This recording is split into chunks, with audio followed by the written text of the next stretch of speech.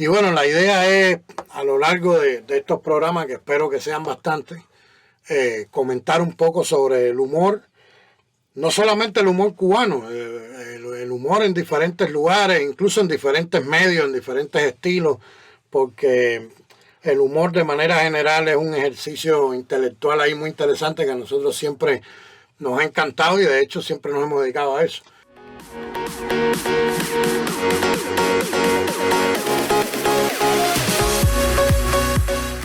Hay una anécdota de Leopoldo en Hawái Grande, que no sé si es apócrifa, pero realmente dice todo el mundo que es como si fuera un libreto de la Tremenda Corte. Apócrifos anónimos. Sí, que la madre mandó a Leopoldito, lo mandó a casa de alguien, de un familiar o de un amigo, a buscar una olla de carne con papa que habían hecho, para que la trajera, ¿no? ¿Y para qué se le ocurrió? Y entonces el niño venía con aquello, pero el olor le abrió la pena. Él no podía. Y empezó a comerse la carne, por supuesto. Y después las papas. Y cuando se dio cuenta de que ya se sentó en el bordillo, en la acera, a llorar. Y según un vecino le dijo, muchacho, ¿por qué tú lloras? Y dice, nada, que yo venía con esto que me lo pidió mi mamá, tropecé, me caí, se botó todo y lo único que pude recoger fue el caldo. Qué clase. Entonces tú dices, coño, parece un argumento de Tres Patines. Así mismo, exactamente. Increíble. Bueno, le vino bien el personaje después de todo. Sí, entonces, lo otro que te contaba era que yo no lo sabía, que era que en Hawái Grande, la familia de Leopoldo tenía un pequeño circo, un circo de donde trabajaba toda la familia. El padre, que era el dueño del circo, el que escribía, el que montaba las cosas, el que dirigía, pero que era además el jefe de policía de Hawái Grande. Entonces tú dices, coño, pero Tres Patines, el delincuente, mira, salió de una familia donde el padre era el jefe de policía. Y hay otra cosa curiosa, Leopoldo empezó en el teatro, pero empezó en el teatro, en el Bufo, haciendo uno de los personajes más que algún día podemos hablar de eso, porque ahora con esta cosa de la corrección política, ser políticamente correcto sería una herejía, que un blanco se pinte de negro para hacer el papel de un negro, pero realmente, históricamente en aquel momento, ningún negro quería ser de negro, no querían.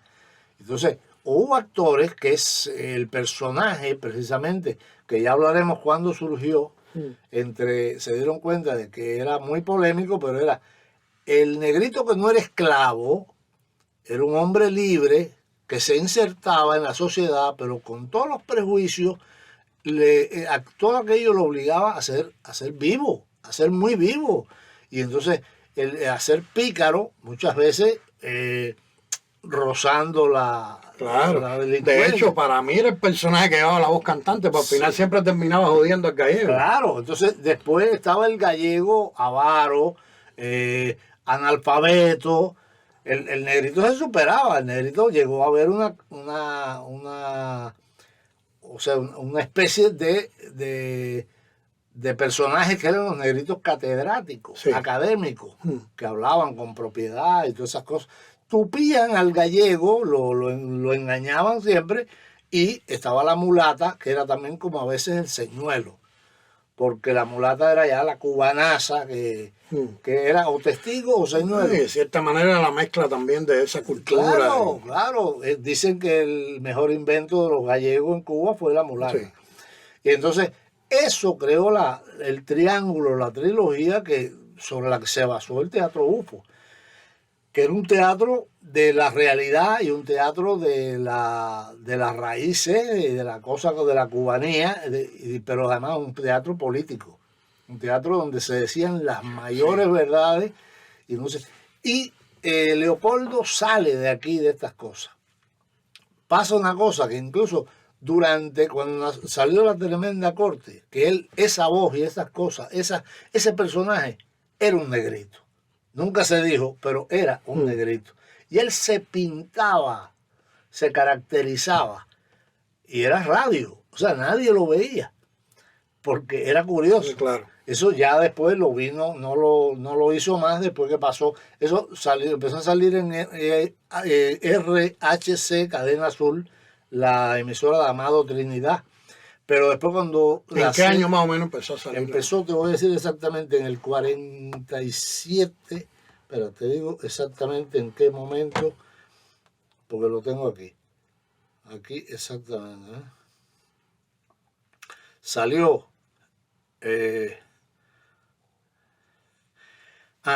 se inició en 1941 en la emisora RHC Cadena Azul. Y un año después, en el 42, se trasladó para la CMQ Radio. Y la primera transmisión al aire fue el 7 de enero de 1942, desde un salón auditorio. O sea que fue un programa de radio con público. También se hacía con público en vivo. Sí. Entonces, por ahí hay una foto que yo creo que es posterior, es de los 50, por los micrófonos y por toda la indumentaria, donde están ellos en un escenario. Ahí el juez está en la mesa con el secretario y está Tres Patines en un lado con la nanina, y entonces el otro testigo está por este lado. Yo creo que ya había muerto el gallego, había muerto ya en esa época. Rudecindo Caldeiros y Escoviñas. Sí. Que otro día haremos la historia de es increíble, pues el tema del teatro vernáculo, que además de cierta manera fue importantísimo para la cultura cubana, más allá incluso de sus propios valores, por esa misma idea de ser un teatro valiente, un teatro atrevido e incómodo para el poder. El humor siempre, el verdadero humor siempre es incómodo para el poder. Cuando se ha replanteado todo esto, que yo todavía estoy tratando de entender, pero no lo logro, de ver un contenido racista o ver un contenido machista detrás de este tipo de teatro, muchas veces lo que me viene a la mente es que probablemente uno de los géneros más libres y más inclusivos que ha tenido la cultura cubana ha sido el teatro, precisamente. Sí, claro. Pues el teatro fue el refugio de muchas personas que fueron marginadas por su raza, por su condición sexual, por otros motivos políticos incluso, y siempre abrazó mucho todas las condiciones humanas estas diferentes, y tildar al teatro, además, después de tantos años, cuando ya ha cambiado incluso la percepción misma del ser social, que es en definitiva un producto de sus circunstancias, ¿no? Tildar al teatro de racista o de machista es un error garrafal, porque si hay un género de verdad inclusivo, al menos en Cuba, yo lo digo por lo que conozco el teatro cubano y de la gente que ha pasado por ahí, ha sido precisamente el teatro. Pero la persona que está en todos estos movimientos de ahora y todos estos supuestos líderes de audiencia que quieren dinamitar y decapitar todo lo que se hizo antes, son unos imbéciles. Estás negando la historia, estás negando cómo evolucionó el ser humano. Si tú no conoces qué fue lo que pasó, es como decir que Nerón era mala persona. Entonces, ¿qué vas a hacer si era mala persona? En ese momento eso era lo que se usaba, ser mala persona, si no hubiera sido emperador. Claro, ya después ha habido más malas personas que han seguido haciendo eso mismo. Tú tienes que decir ahora mismo, hay dictadores y hay gente, jefes de cosas, jefes de negocio incluso, que son malas personas. Entonces, bueno, cógela con ese, no con Nerón. No, pero además, mira, la sociedad misma ha evolucionado, la sociedad de manera general, digo, no en todos lados se ha dado la misma evolución, pero muchas sociedades han evolucionado y han logrado tener, digamos, una constitución, un grupo de leyes que que le otorga los mismos derechos a todas las personas por igual, que le otorga el derecho al voto, a ganar un mismo salario, a una jornada laboral de 8 horas, todo ese tipo de cosas, independientemente de su raza, de su condición sexual. Es lo que yo siempre digo. Si tú tienes un grupo de leyes que establece eso, tú no puedes incomodarte porque dentro de la sociedad hay personas que piensan de una manera diferente. Bueno, cada cual piensa como le da la gana. Yo siempre he dicho que los hombres no podemos ser todos iguales. O sea, cuando hablo de hombres, lo que tenemos es eso. Claro, que tenemos la eso. diversidad. Yo sí creo en la igualdad de oportunidades. Claro. Y eso sí. No, y que a los efectos de la ley, de las leyes de un país, que son en definitiva las cosas que rigen, ¿no? La ética, el comportamiento, que si tú, que esté comprendido en la ley que usted tiene los mismos derechos y las mismas posibilidades que los demás. Claro. Está claro. A menos que, digamos, te parten de aquí para abajo las piernas y todo, que tú entonces nada más pagarás por la mitad. Sí, una onda así. Echarle lo mismo a un tipo de 6 pies que a un tipo que que está ras del piso. Además, lo que opine la gente, porque desgraciadamente el humor es una de las cosas que más en tela de juicio está con respecto a muchos de estos problemas contemporáneos. El otro día estaba viendo una entrevista, ya de hace unos años, pero de Woody Allen, que además es uno de los que ha estado en los escándalos estos de temas de polémico, de escándalos sexuales y toda esa historia. Pero él con toda razón decía, hay todo un legado humorístico ahora mismo de la televisión americana que ya no es ni siquiera transmitible por los temas que toca, por las cosas que... Entonces ya eso es una historia que se perdió porque no te lo van a poner. Claro.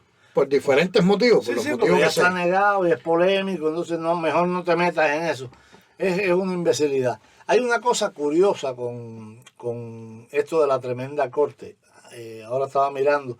Leopoldo nació el 26 de diciembre de 1904. O sea, una cosa curiosa que todavía ese programa de radio se sigue transmitiendo. Sí, cómo no. O sea, se llegaron a grabar 260 y tantos episodios, como le decían ellos, de 14, 15 minutos.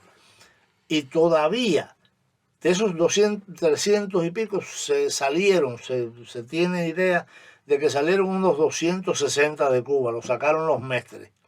Los vendieron a determinados lugares de México, Dominicana, Panamá. Todavía en algunos lugares de América se sigue poniendo, transmitiendo. En México, en varias emisoras y en varios horarios. Hay una historia famosa que me contó nuestro querido amigo, que en paz descanse, ojalá nos esté oyendo por ahí arriba, Octavio Rodríguez Churrisco, quien era sobrino de Leopoldo de Tres Patines. Churrisco va a actuar un día, él iba de vez en cuando a actuar allá a México. Y en una de las ocasiones que fue a actuar en Campeche, donde hay una emisora que se pone la tremenda corte a diario, sí. Una persona que sabía que del parentesco, sabía que él era sobrino, le pregunta por Tres Patines, pero como si estuviera vivo, porque como el tipo oía el programa todos los días, dice, oye, tu tío, mándale saludos y no sé qué. Entonces le tuvo que explicar, no, falleció hace tiempo, porque el tipo oía el programa todos los días y creía que era algo que se estaba produciendo en ese momento. Y hay una visión también, yo leí una anécdota de Carlos Alberto Montaner, que fue a otro país, no me acuerdo qué país fue, creo que era Centroamérica, y había una visión de cómo hablaba el cubano, y entonces una señora se le acercó y le dijo, oiga, usted es cubano, ¿verdad? Le dijo, sí, dice, usted habla igualito que Tres Patines. Pues era el referente. Sí, claro, pero lo curioso es que ese programa nunca hubo una grosería. En el humor no triunfó y sigue triunfando. Tú escuchas un capítulo, un episodio, y es eso mismo, tú no sabes si fue de hoy.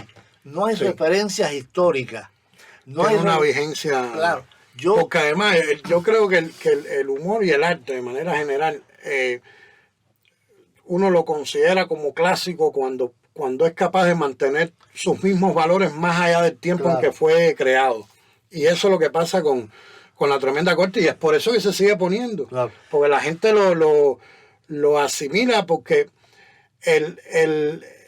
incluso más allá de los personajes que son simpáticos y todo, el tema de los capítulos, todas estas estafas, todas estas cosas, están contados tan bien que parecen hechos de ayer, de antier. No, y referencias, por ejemplo, Tres Patines decía que en su familia él era el que más alto había llegado, porque había cumplido en el Castillo del Príncipe, que estaba arriba de la loma. Entonces ya eso era un chiste, pero un chiste geográfico e histórico.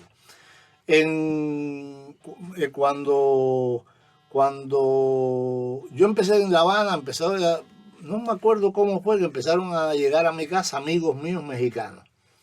Y todos los amigos, quizás porque yo sabía mi interés, me llevaban casetes de La Tremenda Corte. En cada casete cuatro programas.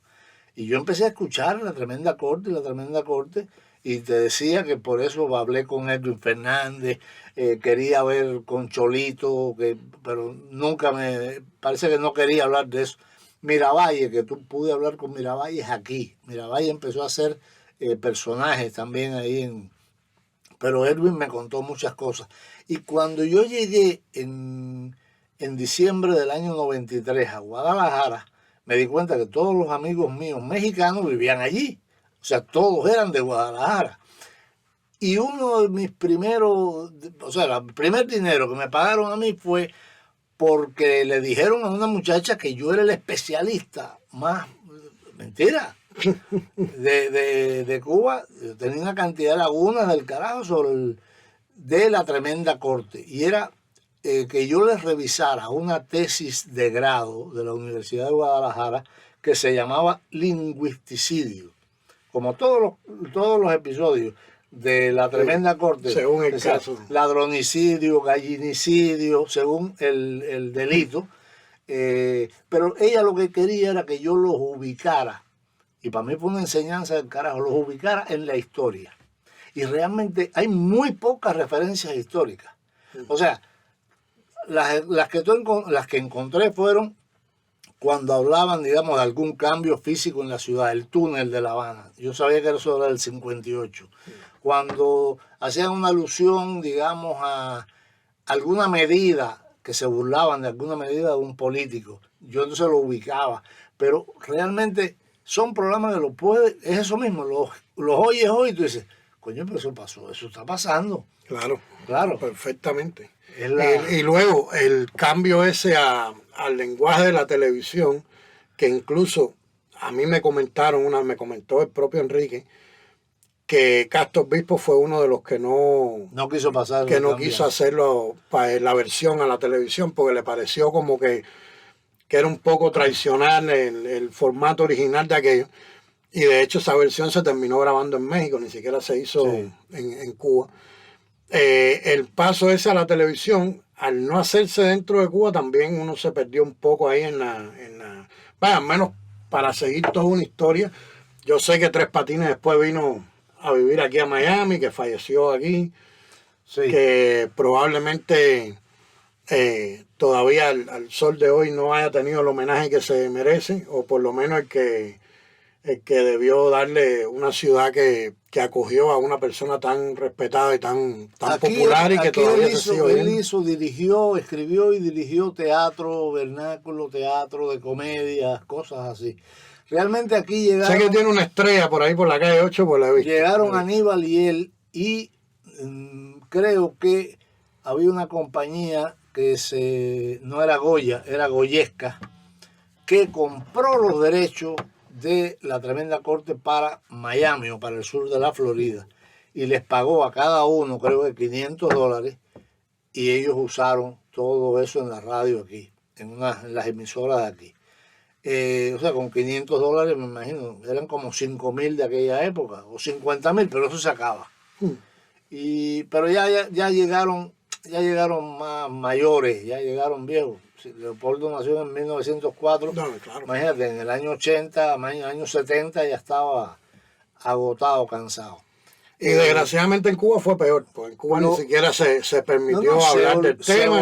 Se borró, no de existió. La tremenda corte, y las pocas personas ya de generaciones un poco más acá que escucharon la tremenda corte lo escuchaban por Radio Martín. Claro, aquí gracias a Dios, entre la gente que yo recuerdo, el desaparecido Eddie Calderón Sí. lo imitaba muy bien, lo asumió muy bien y mantuvo siempre la cosa.